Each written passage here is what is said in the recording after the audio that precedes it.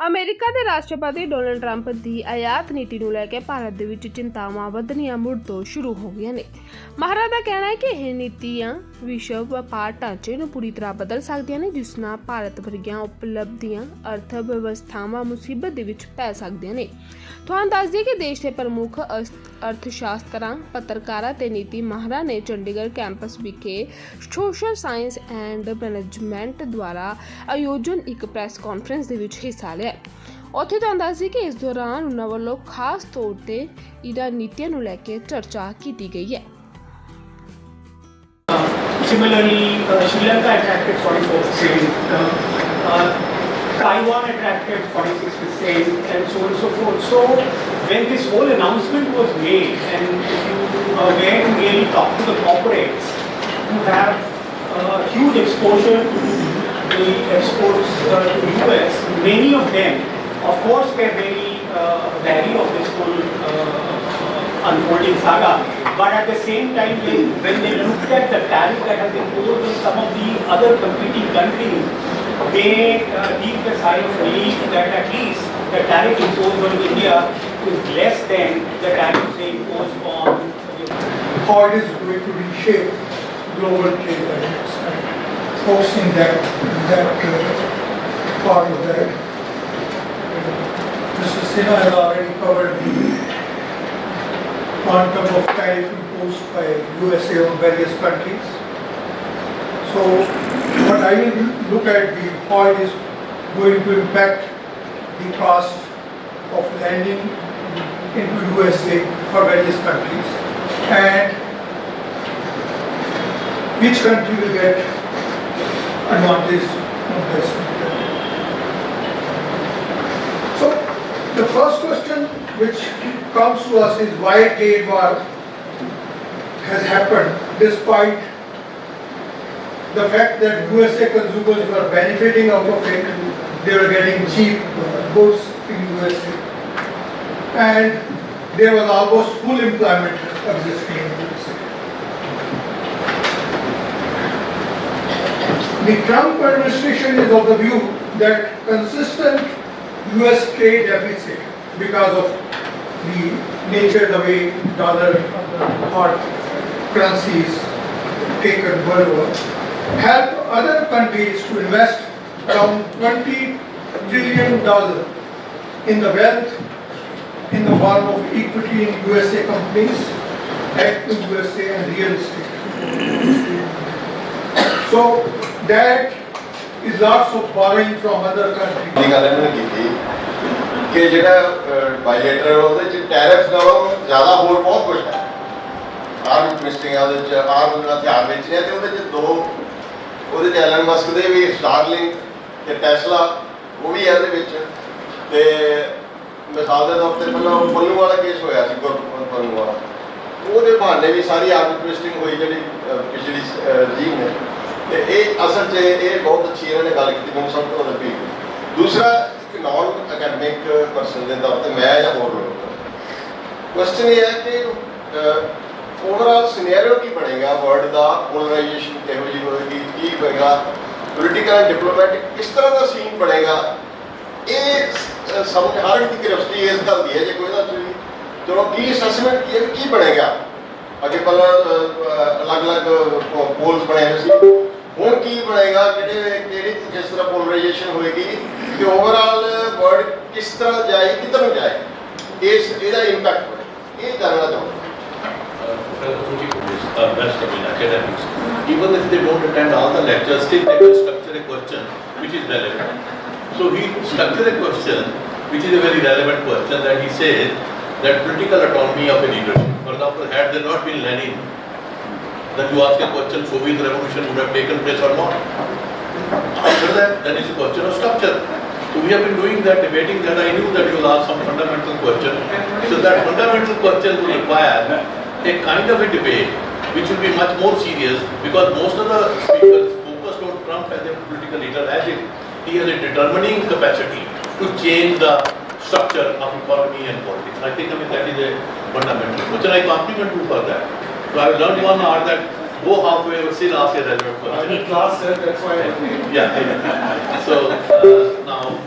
In terms of setting the world order, it never emerged because even when by and large, people were following the rules of the game, which is there in the WTO. There were a lot of bilateral, regional agreements were simultaneously being signed. The simple reason is that there are far too many complicated issues which you cannot resolve at the multilateral forum. And in many cases, the interest of smaller or global south would never get addressed there. So, it was in the interest of both the developing as well as developed countries. Interesting that is very good. Second, I want to respond to your thing about this one China.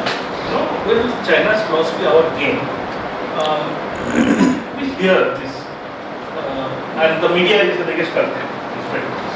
Let's look at the last 4 years trade data, export data. Because after COVID, we started chanting about this every now and then. Does that bear it out? You will be disappointed. So, just doesn't work there. The core issues are our competitiveness, our ability. We are not a price setter in the global trade market. We are a price taker. So there are issues there which requires why India is failing in the world market, particularly on merchandise front. It's a much more detailed discussion. And why even when opportunities are there, why we can't cash in on it? Why Vietnam and other countries are better than us. Now, the third thing is, before I come to that question, who can stop Trump, right? I will give it in one line, but before that, Ashutosh's question about, could the outcomes have been different if Kamala Harris had won? Democrats had never existed. It had a very strong underbelly of state intervention in developed countries, very strong dose of protectionism in agriculture. In a nutshell, what we talk of liberal global order is the creation of academics and maybe other constituents as well, who overlook a very important reality in US, and that reality goes back to the years after US independence, when there was a huge debate between Hamilton and Jefferson. Jefferson wanted a protectionist, interventionist state. Hamilton wanted that, Jefferson wanted free trade, open economy. They resolved the debate brilliantly. How they resolved it?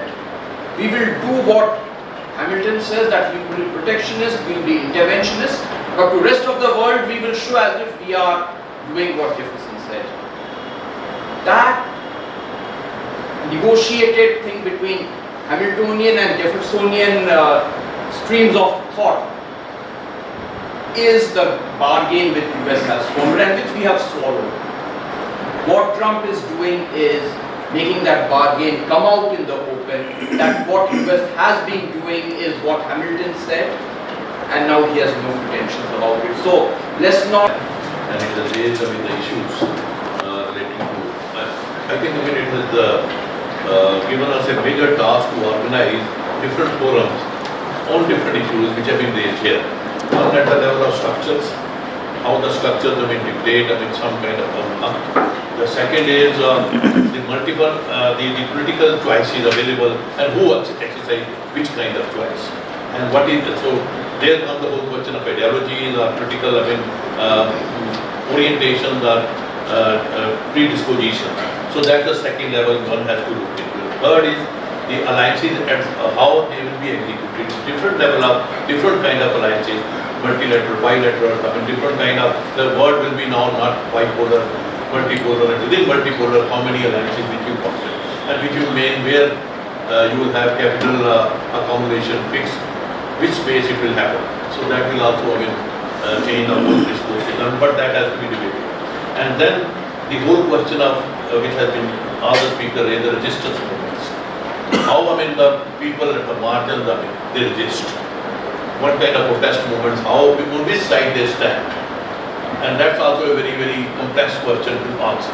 And that will change whether you will have a new order or which order which will appear new, but it's a old and more repressive? I don't know. I mean, that question remains open.